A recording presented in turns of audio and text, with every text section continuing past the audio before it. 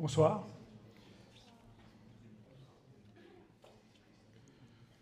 Donc, je m'appelle Laurent Bernard, je suis consultant chez 375, une boîte qui est du côté d'Aix-en-Provence. Avant de commencer, je voulais remercier nos hôtes, Tids pour leur accueil et bien sûr Anne et Adrien pour leur invitation. Ce soir, nous allons parler du modèle contexte protocole. C'est un sujet qui est assez vaste, il n'y a pas beaucoup de temps, je vais essayer quand même d'aller assez vite pour aller jusqu'au bout de la présentation. Donc pour commencer, je vais vous présenter le protocole de manière la plus détaillée possible, mais bon, c'est quand même un protocole assez riche.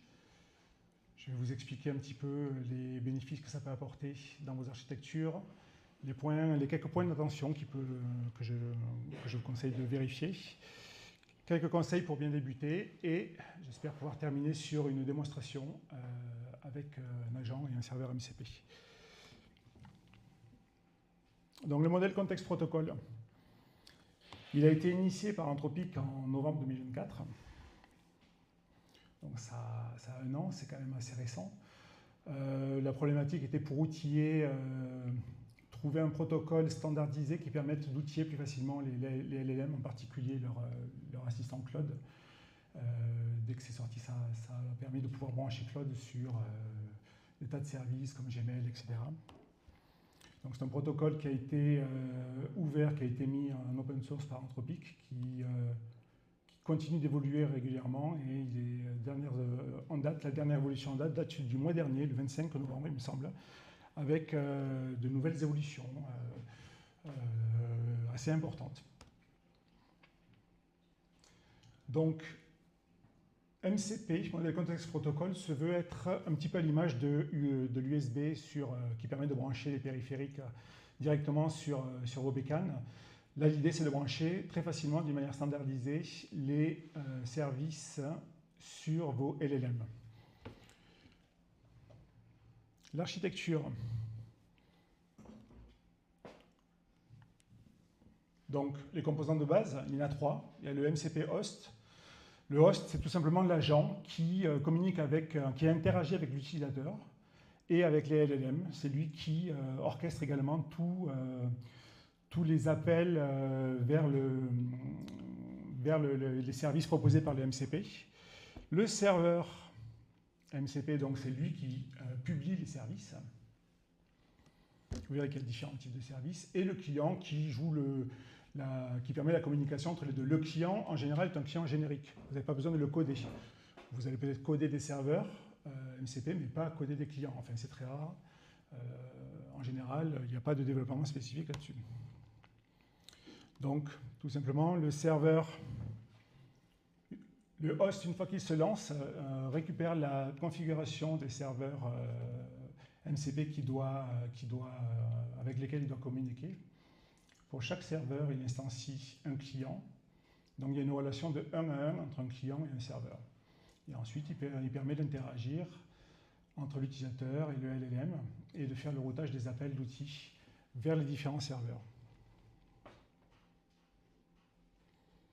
La notion de capabilities. Donc, deux types de capabilities. D'abord, les serveurs capabilities, c'est-à-dire les services proposés par les serveurs eux-mêmes. Le plus important, bien sûr, ce sont les tools. C'est 100% des serveurs des clients MCP gèrent cette capability. Donc, ce sont tous les services que peuvent proposer les serveurs MCP.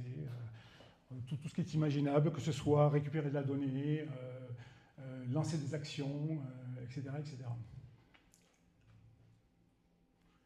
La seconde capability, ce qui est un petit peu moins connu, c'est la possibilité par le serveur d'exposer des prompts. Partant du principe qu'en général, ce sont les développeurs des serveurs qui connaissent le mieux comment interagir avec leurs services, il est possible de pouvoir publier des prompts qui sont récupérés par les agents s'ils souhaitent les utiliser pour pouvoir effectuer leur traitement.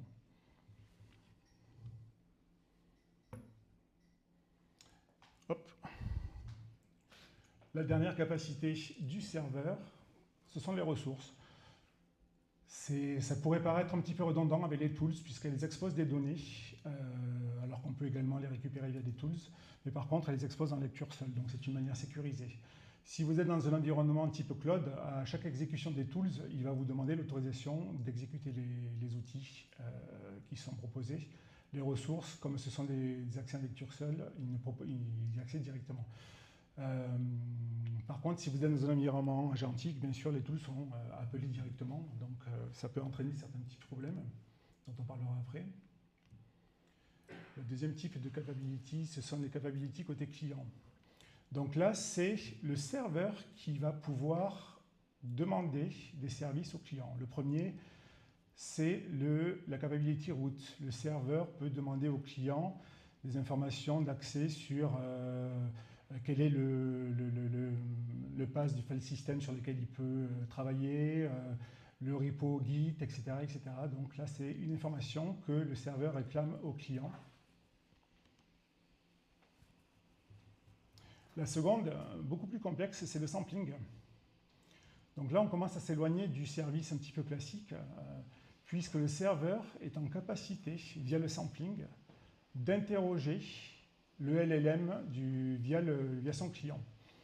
Donc, par exemple, le serveur a besoin de pouvoir poser une question, faire traiter une demande à un LLM, parce que lui, il n'est pas capable de pouvoir la traiter tout seul, ou il ne veut pas intégrer lui-même ses propres LLM. Donc, il est capable d'interroger le client avec un prompt et de récupérer la réponse du LLM. L'une des nouveautés qui est sortie en novembre, c'est que carrément, il peut également intégrer des tools dans les prompts qui lui permettent de pouvoir interagir encore, proposer au LLM d'appeler tel ou tel tool qu'il lui propose.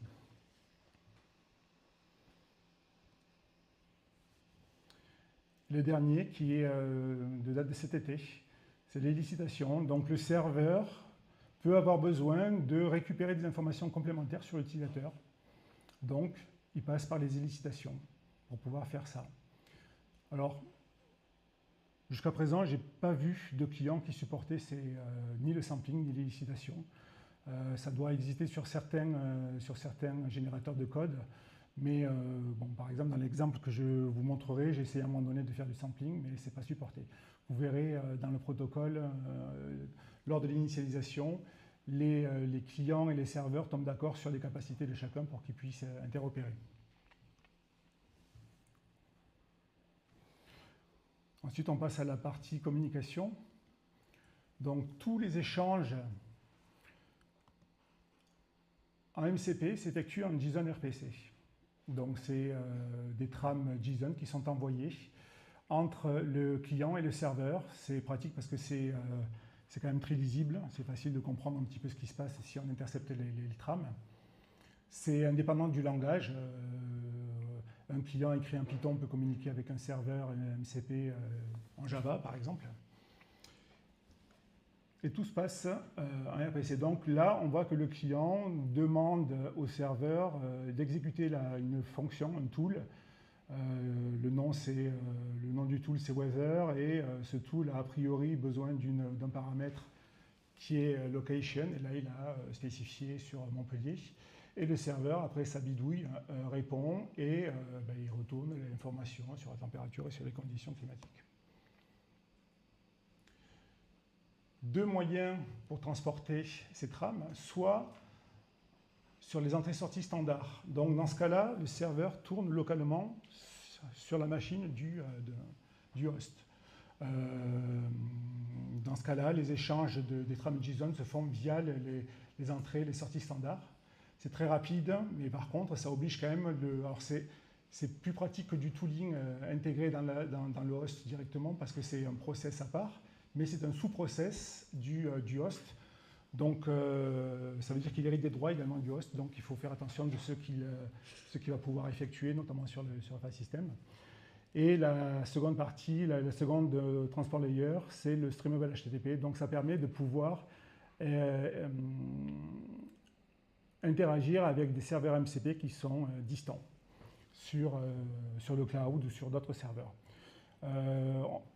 Avant, il existait le HTTP SSE, mais il a été remplacé par le streamable HTTP, donc il ne reste plus que ces deux protocoles de transport qui sont effectués.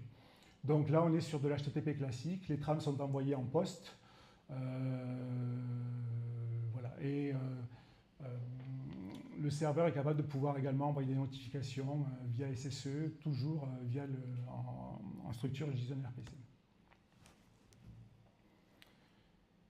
Pour vous montrer un exemple, à partir de maintenant, on va se focaliser essentiellement sur les tools, même uniquement sur les tools, parce que c'est quand même la partie la plus utilisée du serveur MCP et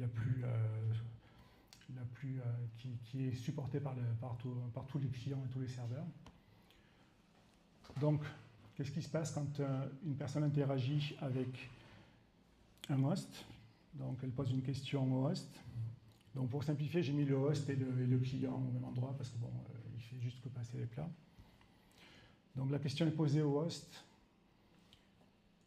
Le host va, via le client, interroger le serveur MCP pour récupérer la liste des outils, indépendamment de la question. À ce niveau-là, quelle que soit la question, il va récupérer la liste des outils. Le serveur MCP va retourner au format JSON RPC la liste de tous les outils avec la description, avec le nom des outils, la description de ce que font chacun des outils, et également la description de chacun des paramètres des outils s'ils ont des paramètres. Du coup, une fois qu'il a ça, le host va commencer à communiquer avec son LLM. Il lui envoie le message de l'utilisateur plus la liste des outils. Le LLM est capable de répondre directement, tant mieux. Sinon, il va vérifier si dans la liste des outils qu'il a à sa disposition, il a quelque chose qui peut l'aider à répondre. Dans ce cas-là, on peut dire que c'est le cas.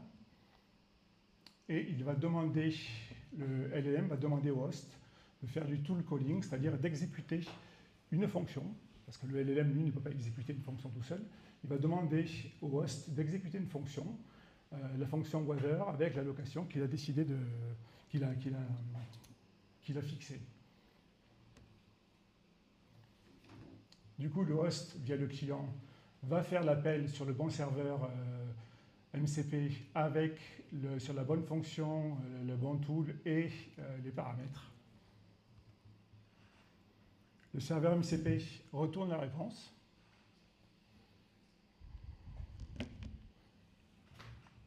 Hop, pas bon ça.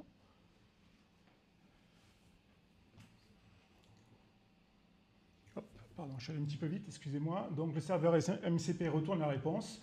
Le host renvoie la réponse, bon, bien sûr avec tout l'historique, puisqu'à chaque fois il renvoie tout, vers le LLM qui maintenant a toutes les informations pour pouvoir répondre directement à l'utilisateur. Donc toute la partie en haut de la liste des tools, c'est la partie discovery qui est assez importante puisqu'elle permet de pouvoir récupérer directement des listes d'outils sans se soucier de comment est-ce qu'ils ont été implémentés, qu'est-ce qu'ils font, etc., etc. Par contre, ça implique quand même quelques risques parce qu'on n'est pas à l'abri d'outils qui se rajoutent alors qu'on n'est pas au courant. Donc les bénéfices de MCP, le fameux problème de l'intégration MN, donc jusqu'à présent, quand on avait un développement d'un agent qu'on devait outiller sur une API, un file system, une base de données, enfin n'importe quoi, en général, on écrivait les tools directement dans l'agent. Dans le code de l'agent, il s'exécutait par l'agent. Si on avait d'autres agents à développer, à chaque fois, il fallait dupliquer les opérations. Alors qu'avec MCP, on n'a plus besoin de développer côté client, côté agent, les outils, puisqu'ils sont disponibles sur les serveurs. On n'a plus qu'à simplement configurer les serveurs qu'on souhaite utiliser, et derrière, la magie opère avec la discovery des outils, des tools, et le protocole qui permet de les appeler.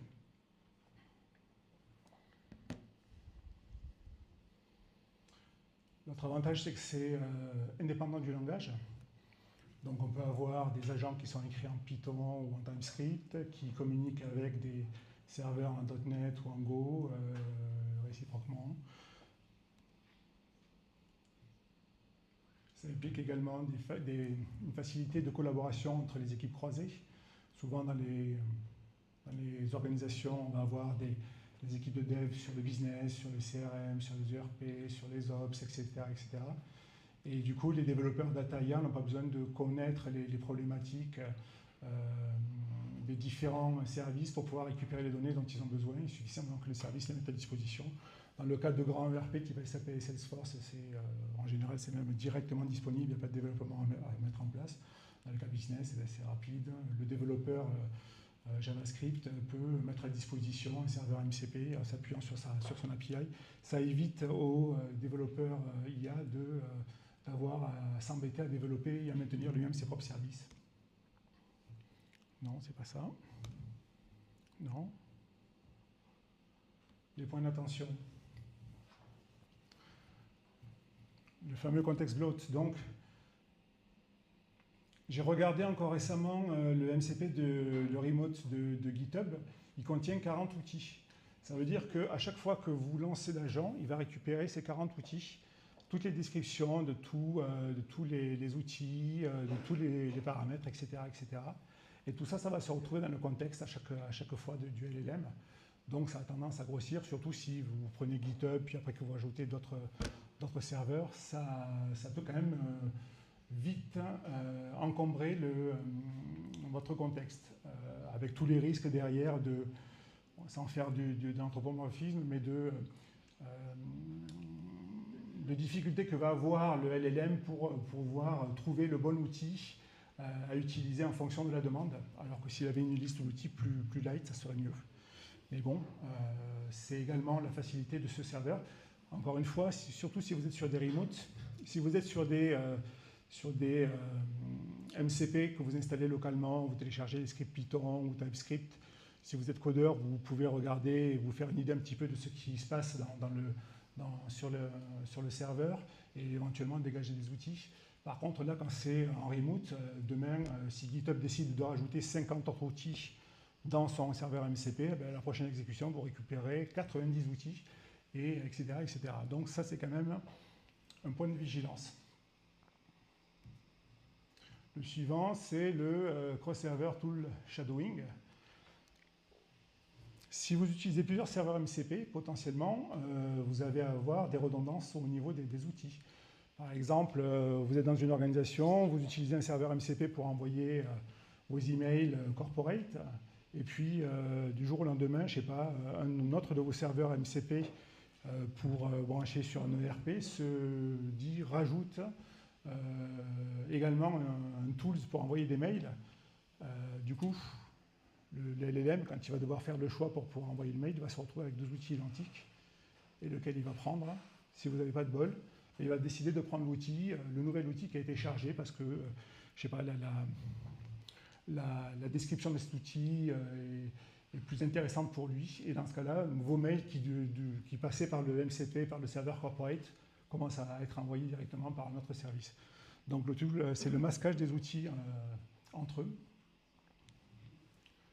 Et le dernier sur lequel je voulais vous attirer votre attention, c'est le tool poisoning. Il y a quand même des risques réels d'injection de prompts. Or là, on est plutôt pas sur des effets de bord, mais sur là vraiment des attaques, un comportement malicieux de la part des développeurs de serveurs MCP. Par exemple, lors de la récupération des tools, si on glisse dans la description de l'outil Weather une petite information supplémentaire, le LLM, s'il a les outils correspondants pour pouvoir accéder au file system et envoyer des mails, est capable de pouvoir prendre des informations importantes et les envoyer par mail, alors qu'il était censé juste demander quel temps faisait-il dans telle ou telle ville. Les bonnes pratiques. D'abord côté client. Donc utilisez uniquement des serveurs de confiance. Ne téléchargez pas des serveurs si vous ne pouvez pas lire le code ou qui viennent de n'importe où, de n'importe quel GitHub. Ne vous branchez pas sur n'importe quel service remote si ce n'est pas vraiment un service de confiance, un site de confiance. Ça peut être vraiment quand même très embêtant. Contrôler les capacités, les capabilities des serveurs. Je vous montrerai rapidement, il y a un outil open source qui est fourni par l'organisation du modèle Context Protocol qui permet de pouvoir, quel que soit le type de serveur, qu'il soit local ou HTTP, de pouvoir communiquer avec lui, bien sûr sans LLM, et de voir un petit peu qu'est-ce qui se cache derrière. Vous pourrez lister la liste des outils, voir les informations qu'il présente, etc., etc. Sachant que ce n'est pas absolu, parce que bon, si c'est en local, une fois que vous avez installé votre serveur, normalement il ne bouge plus jusqu'à ce que vous le mettiez à jour. Si c'est un serveur qui est remote, il peut changer du jour au lendemain sans que vous soyez informé qu'il y a eu telle ou telle modification. Mais c'est quand même une pratique de savoir un petit peu ce qu'on installe, ne serait-ce que pour connaître notamment le nombre d'outils que vous allez récupérer. Et dans l'absolu, si à un moment donné vous avez une liste d'outils fixe que vous souhaitez utiliser de manière unique, vous pouvez mettre en place dans vos agents un filtrage des outils pour rester uniquement sur ces outils-là. Alors on perd la souplesse du MCP, mais voilà, le risque d'avoir des outils qui se rajoutent sans que vous soyez informé est limité avec ce cas-là. Côté serveur, si vous souhaitez développer des serveurs, donc il faut essayer de favoriser des serveurs légers, pas mettre des dizaines, des tas d'outils avec des descriptions énormes, etc. Essayez de limiter quand même les outils et toutes les capabilities que vous mettez à disposition vers le serveur.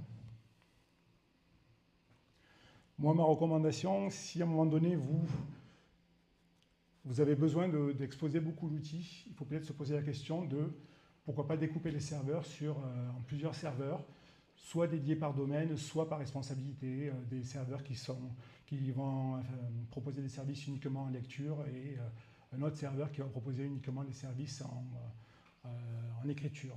Si on regarde GitHub, il propose tout et n'importe quoi, alors qu'il pourrait peut-être limiter par domaine certains de ces serveurs, certains de ces services. Et maintenir la cohérence du domaine. Si vous développez un serveur pour votre organisation qui est censé remonter des informations de telle ou telle base de données, du jour au lendemain, ne vous dites pas, tiens, je vais rajouter un service qui envoie des SMS ou autre, parce que du coup, potentiellement, ça risque de masquer un service qui était déjà existant ou de rajouter un petit peu de bruit dans le serveur et une incohérence par rapport à l'utilisation de ses capacités. La démonstration, donc en général c'est là que ça plante. C'est là que j'ai besoin de lumière. Non, ça va, t'inquiète. C'est bon, t'inquiète, ouais. Moi, je suis tout prêt. Alors, déjà, on va tester si le serveur tourne. Donc tout à l'heure, je vous parlais de l'inspecteur MCP qui permet de voir un petit peu ce qui se passe. Donc ça tourne sur ma machine. Ouais. Donc là, j'ai développé un serveur très simple qui se connecte à mon compte Airtable qui permet... Tu peux augmenter un peu la taille peut-être? Je vais essayer. Alors là... Ouais, super. Et donc qui est capable de pouvoir explorer, découvrir la structure des bases de données Airtable et de pouvoir effectuer des requêtes en lecture. Donc ce serveur tourne en local là, sur le port 8000. Je vais me connecter dessus. Voilà, donc ça marche bien. Et là, je peux voir un petit peu ce qu'il y a. Donc, je n'ai pas de ressources. J'ai un prompt. Voilà, si je regarde ce prompt, c'est un prompt que j'ai mis qui permettait de pouvoir structurer en JSON une réponse. Donc, ça peut être intéressant pour l'agent qui n'a pas trop envie de se casser la tête pour récupérer. Alors, donc, il y a deux bases. Il y a une base CRM et une base bug, ticket d'incident. Donc, ce prompt permet, si on veut récupérer les incidents, de pouvoir guider le LLM directement sur les bonnes tables, etc. Ensuite, il y a des tools. Donc, il y a 4 tools. Le premier tool permet de lister la liste des bases de données. Voilà. Donc, je vois que j'ai 2 bases de données. J'ai un tool qui permet, à partir de l'ID d'une base de données, de récupérer sa structure, son schéma. Un autre qui permet de récupérer, à partir d'une base de données, la liste l'ID de la table, de récupérer la liste de ses enregistrements. Et un dernier qui permet de récupérer un seul enregistrement. Donc là, je vois que mon serveur MCP est raisonnable. Il a 4 tools, un prompt. Si je regarde un petit peu la tête des descriptions de mes tools, si j'arrive à remonter, voilà. Donc là, j'ai la description, il n'y a rien de particulier, récupère des enregistrements spécifiques d'une table, d'une base Airtable, l'URL du ticket. Donc je donne quelques informations au LLM pour qu'il puisse construire l'URL du ticket si jamais il en a besoin. Et les paramètres, l'ID de la base, l'ID de la table, l'ID du record. Bon, il n'y a pas d'injection de prompt, il n'y a rien de malicieux là-dedans. Voilà. Donc, une fois que j'ai ça, donc mon serveur tourne. Là, on peut voir la base Airtable. Si elle veut bien. Voilà, donc là, je vois que j'ai 2 tickets critiques. Oui, 2 tickets critiques. Est-ce qu'ils sont ouverts tous les deux? Ils ont l'air. Oui, ils ne sont pas clôturés. Donc, voilà. Donc, maintenant, ce que je vais faire, j'ai développé un agent.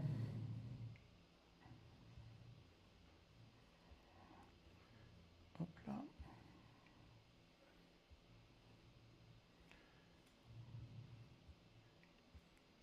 Voilà, New Session. Un agent avec Google ATK qui est branché sur le serveur MCP. Je vais vous montrer rapidement le code. Donc alors, le serveur MCP lui-même.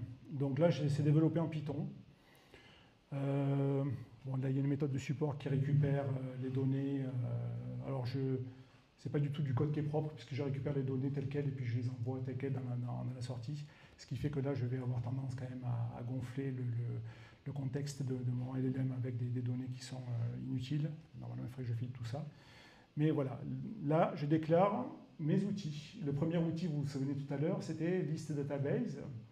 Donc, tout simplement, en Python, j'ai un décorateur qui me permet de déclarer cette fonction comme étant un outil. La description qui est récupérée par le LLM, elle se met directement dans la docstring.